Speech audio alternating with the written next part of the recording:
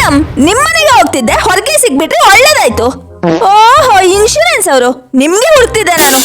ನಮ್ಮ ಅಜ್ಜನ ಹೆಸರಲ್ಲಿ ಇನ್ಶೂರೆನ್ಸ್ ತಗೊಂಡಿದ್ವಿ. ಅಜ್ಜ ಹೋದ್ಮೇಲೆ ಇನ್ಶೂರೆನ್ಸ್ ಕಂಪ್ನಿಗೆ ಹೋಗಿದ್ದೆ ದುಡ್ಡು ತರೋದಕ್ಕೆ. ಈ ಕಂಡೀಷನ್ ಆ ಕಂಡೀಷನ್, ಈ ಪ್ರೂಫ್ ಆ ಪ್ರೂಫ್ ಕೊಡ್ತಾ ಕೊಡ್ತಾ ನಮ್ಮ ಅಜ್ಜಿನೂ ಹೋಗ್ಬಿಟ್ರು. ಇನ್ಶೂರೆನ್ಸ್ ಮಾಡಿಸ್ತಾನ ಎಲ್ಲಾ ಕಂಡೀಷನ್ ಓದಿ ಹೇಳಕ್ಕಾಗಲ್ಲ ನಿಮ್ಗೆ. ಮೇಡಮ್, ಓದೋ ಕೆಲ್ಸ ನಿಮ್ದು, ಪಾಲಿಸಿ ಮಾಡ್ಸೋ ಕೆಲ್ಸ ನಂದು.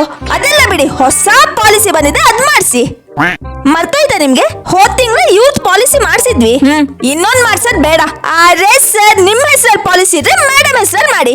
ಮೇಡಮ್ ಹೋದ್ಮೇಲೆ ಅದೆಲ್ಲ ದುಡ್ಡು ನಿಮ್ಗೆ ಸಿಗತ್ತೆ, ಮಜಾ ಮಜಾ ಮಾಡ್ಬೋದು.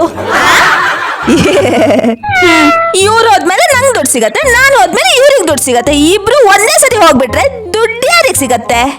ದುಡ್ಡು ಯಾರಿಗೋ ಒಂದ್ ಸಿಗತ್ತೆ ಮೇಡಮ್, ಅದ್ರ ಟೆನ್ಷನ್ ಮಾಡ್ಬೇಡಿ.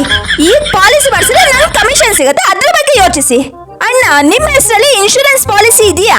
ಅರೆ ಇದೆ ಮೇಡಮ್, ನಾನ್ ಹೋದ್ಮೇಲೆ ಅದೆಲ್ಲ ದುಡ್ಡು ನನ್ನ ಹೆಂಡತಿಗೆ ಸಿಗತ್ತೆ.